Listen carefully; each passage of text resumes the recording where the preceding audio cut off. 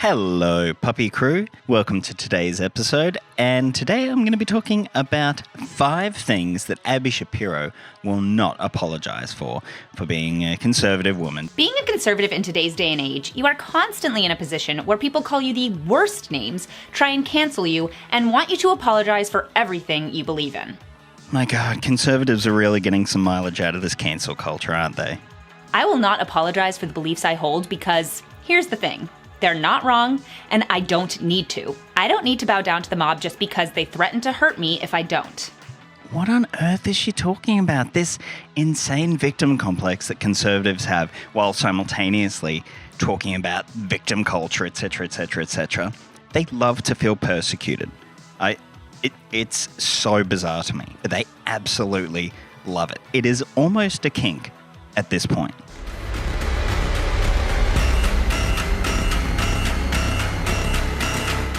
As a woman, I am often told that the fact that I am pro-life means that I have turned against my own sex. I'm told that I am cruel and that I don't understand the struggle that many women go through when they choose abortion. I am told that I should change my opinion and apologize for my views because I am undermining women's health and economic opportunities.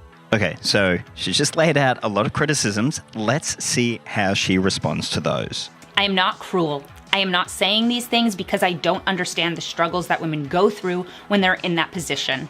But what I will say is that I will never apologize for my views. Okay, so her justification is, no, I'm not. If you are also pro-life, you know that you could not and should not ever apologize for holding this belief because that would be turning your back on the most innocent and vulnerable among us, unborn children. So I really actually don't think that she cares about innocence or vulnerability because of her other really reactionary conservative views about a lot of other social issues. But saying children, you know, she's religious, so she's going to say that life begins at conception. However, science does not agree.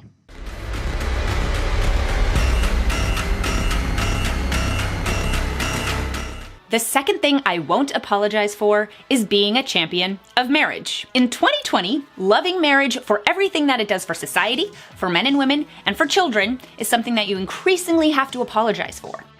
To who? What? Who are you having to apologize for? Also, I thought you didn't apologize, but what are you talking about? What are you talking about? Marriage isn't just about announcing your passion for your partner and how much you like them to the world. It's about committing to something bigger than yourself and devoting your life to service of first one person and then the people that you bring into the world, and providing the foundation for real, meaningful community in doing so. I mean, those things are all very fine and very valuable, but marriage is not the only way that you are able to get those, and at the same time, marriage shouldn't just be between one man and one woman. Humans, society, culture does not work like that. You are being called out because you are being restrictive in who you think gets to have these things. I will never stop telling men and women how important marriage is and how much joy and meaning it will bring to their lives. And yeah, she doesn't lay out why she gets attacked, but that's what I assume she's talking about.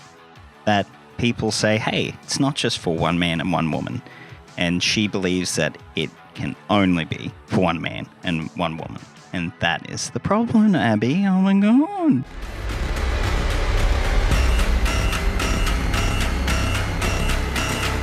Number 3 is believing in God. Sick. I am a religious Jew. I believe in God, no holds barred. And in today's day and age, believing in God is considered by so much of the mainstream to be outdated or to even be the cause of all the hate in the world. Now I wonder if she's going to have a moment of self-reflection here. Perhaps address why people might feel that way. However, I'm not holding my breath for it because, as we've seen so far, Abby is not particularly reflective or self-critical, even though she is very intelligent, obviously.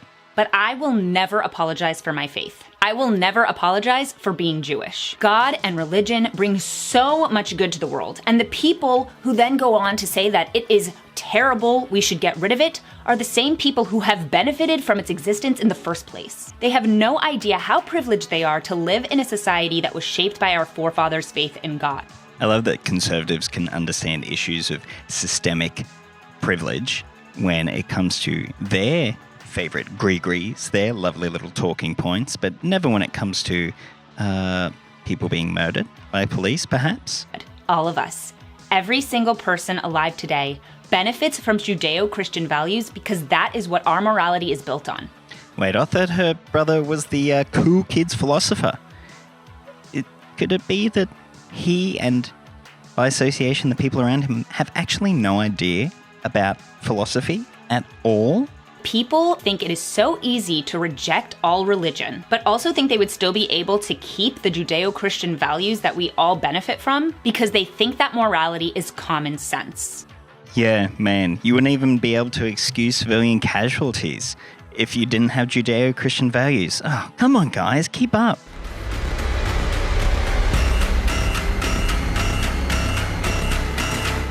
Number 4 is praising modesty. If you watch my channel, you know that I uphold modesty as a virtue. I hold up modesty as someone who has often struggled with how I think about it and my motivation for it. Not because I don't understand why anyone would choose to dress that way, but specifically because I've struggled with it myself. But I know that it's important enough that it's worth it anyway.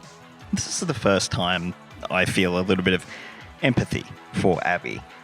Clearly, she is being truthful here and quite open. However, I can only imagine that the push for modesty and against her own expression of her body or her sexuality or her sexual nature or how she wants to comport herself in the world, she was made to feel bad because of her religion and because of her community's religious values. And because of that, she had this internal struggle. And I think that's terrible.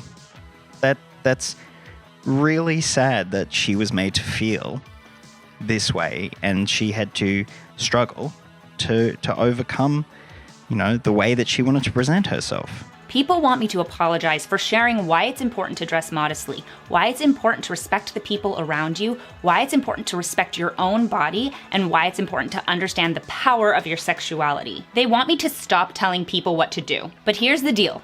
Telling someone what I think and persuading them to make a different choice is different than saying, I want to legally change this so that you have to do what I say.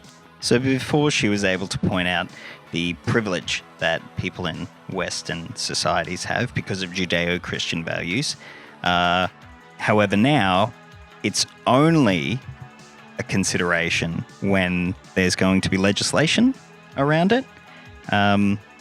I don't think that's pretty intellectually honest. Also, if people could, they would 100% mandate religiously inspired modesty. Just because the left wants to make everything they don't like illegal and everything they do like mandatory doesn't mean I'm authoritarian like they are. In the history of just Western society, in America or Australia or England, we can think back to only decades ago where those things were imposed by the right and by the religious and by the conservatives. It's only in the last few decades that we have liberated ourselves from that. But suddenly, the narrative has changed, and conservatives are once again the victims.